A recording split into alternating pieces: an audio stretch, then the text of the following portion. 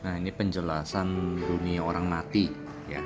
Kalau menurut Clarence Larkin, dia bikin satu diagram yang buat kita nih mudah dimengerti lah. Dimulai dari Taman Eden, ya kan?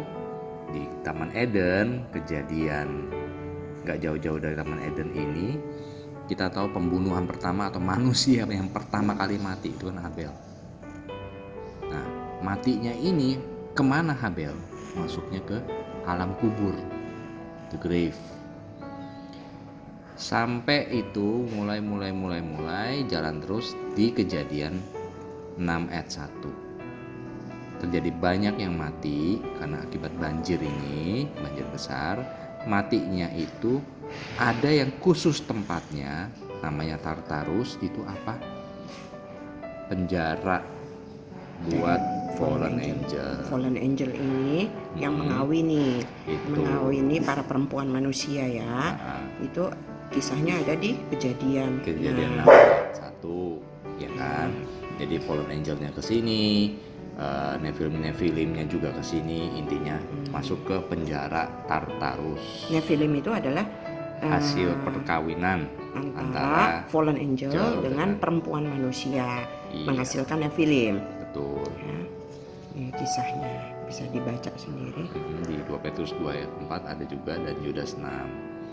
Nah, setelah kejadian itu lanjut terus ya.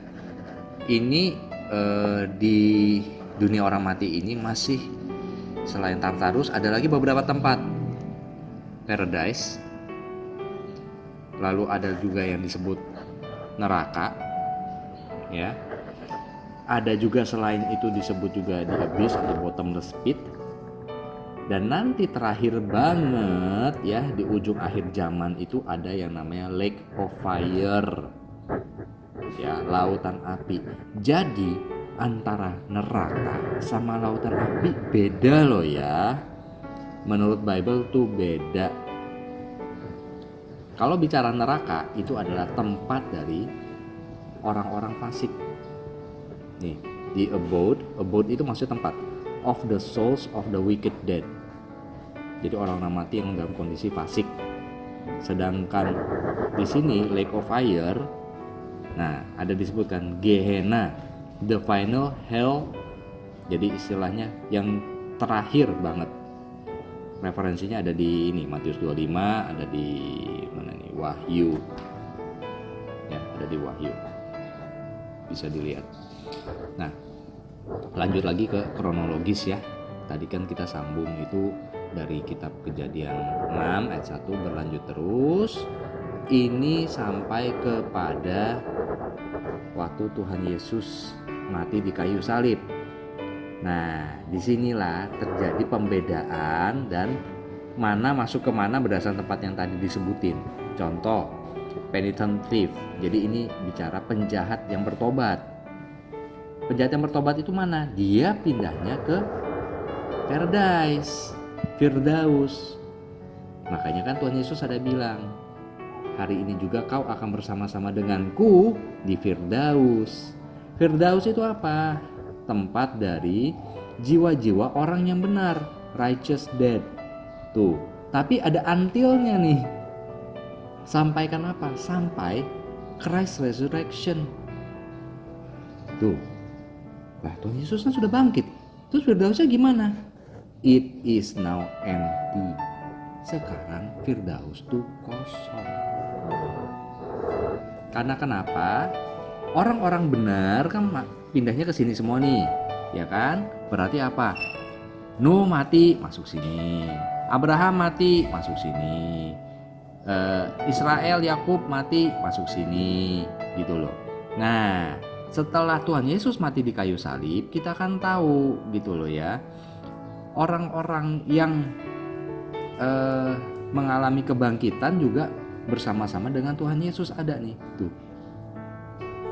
Makanya keluar dari paradise, the righteous soul, tuh ya, bangkit, resurrected bersama-sama dengan Tuhan Yesus, tuh.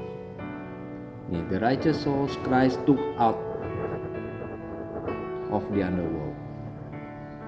Jadi Tuhan Yesus bangkit itu nggak bangkit sendirian. Dia bangkit juga sebenarnya yang lain juga ikut bangkit. Orang-orang benar. Orang-orang benar yang mati. di dalam Tuhan Yesus ya. Nggak cuma mati dalam Tuhan Yesus sih. The righteous dead. Oh ya.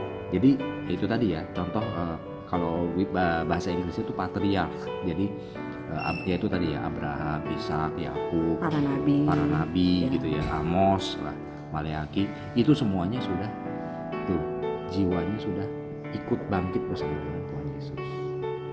Nah tapi kan kita tahu Tuhan Yesus mati bersama-sama dengan penjahat yang bertobat, ada juga penjahat yang tak bertobat, impenitent thief. Kemana dia? Dia ke alam kubur. Nih sampai sini aja stop. Panahnya sampai sini. Alam kubur aja. Ya kan? Dari alam kubur ini baru dia jiwanya masuk ke sini. Tuh, kemana? Hell, neraka. Ingat lagi, neraka itu apa? Tempat orang-orang mati dalam kefasikan, wicked dead. Jadi sampai sekarang masih ada nggak? Ada, ngumpul semua di sana. Gitu, ya, orang-orang fasiknya. Terus, orang-orang benar yang mati sebelum atau bersamaan dengan Tuhan Yesus, kita tahu sudah dibawa sama Tuhan Yesus keluar jiwa-jiwanya, ya. Lah, tapi setelah yang terima Tuhan Yesus bagaimana? Tapi orang benar zaman gereja, mereka masih bersama di alam kubur. Ini garisnya alam kubur nih, ya. Nih, coba di zoom. Nah, tuh ya, the righteous dead, the dead in Christ. Oke, di sini. Jadi ngumpulnya masih dalam kubur, sama seperti Habel. Kalau masih ingat, darah Habel masih berteriak ya. Nah, makanya masih berada di dalam kubur.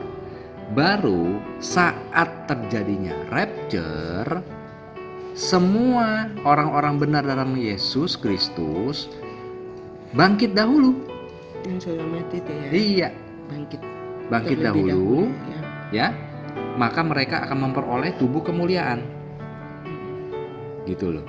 Bersama-sama dengan orang yang masih hidup tentunya di sini. Tapi tetap yang lebih dahulu adalah yang sudah mati duluan. Ya. Nah, makanya rapture itu dikategorikan sebagai harvest, penuaian ya. Jadi tolong yang suka umbar-umbar kata-kata penuaian, itu bukan penuaian ya. Penuaian itu nanti saat rapture. Kalau pastor itu penuaiannya maksudnya gini, Ya. pindah dari satu denominasi satu ke denominasi lain. Bukan, itu bukan penuaian. Itu apa? Memperoleh keselamatan. Ya, jangan kemakan marketing. Oke. Nah, dari lewat the harvest ini semuanya nanti bangkit. Tuh, keluar. Gitu. Nah, terus yang nggak mati dalam Kristus gimana? Setelah Tuhan Yesus bangkit pertama kali, ya, setelah ini, ya mereka tetap berada di dalam kubur, masuk ke dalam alam kubur. Tuh masih di sini kan, the wicked dead, tuh, ya, masih di dalam kubur, dan akan tetap di alam kubur sampai nanti Tuhan Yesus sudah, kalau udah rapture kan berarti Tuhan Yesus sudah di awan-awan nih, ya kan? Nggak jauh dari itu masuk tribulation, baru Tuhan Yesus turun lagi kan ke bumi.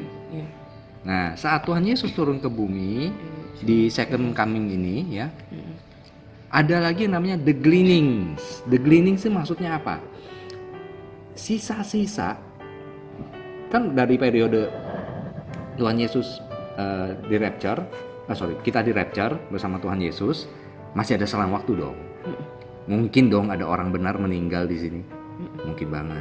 Nah, mereka ini akan di-harvest lagi, dituai lagi, sebutannya gleanings. Maksud gleanings ini apa?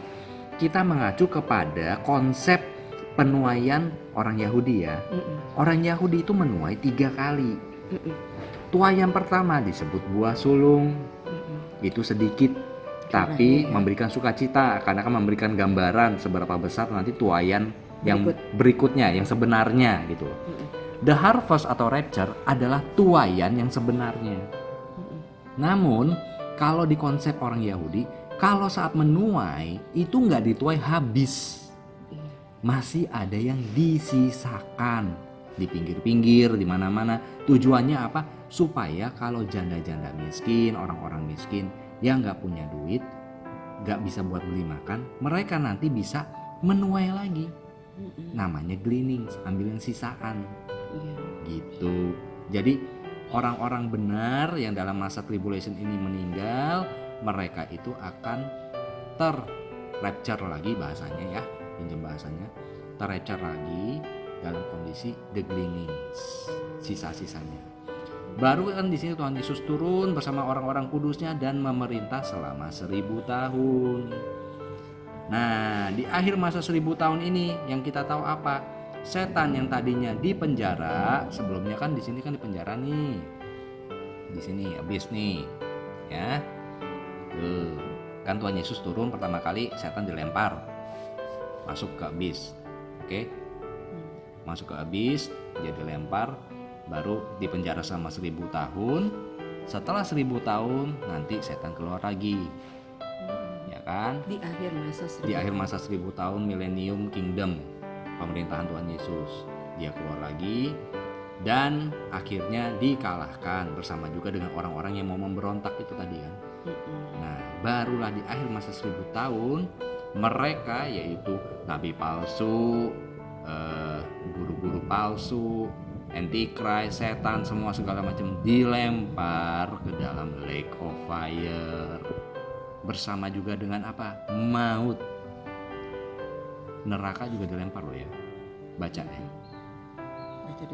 Baca di kitab Wahyu. Jadi ini tempat ini pun hilang, nggak ada. Dosa hilang, nggak ada. Setan hilang, nggak ada. Otomatis dibinasakan. Jadi dengan kata lain, setan udah nggak ada, setan sudah binasa, dosa sudah binasa, tempat untuk orang-orang berdosa aja udah nggak ada. Ya, total bersih. Barulah dimulai eternal, kekekalan baru dimulai setelah semua jejak-jejak dosa, penyebab dosa dan lain-lain itu hilang semua. Murni kita masuk ke dalam keabadian tanpa adanya remah-remah dosa sedikit pun.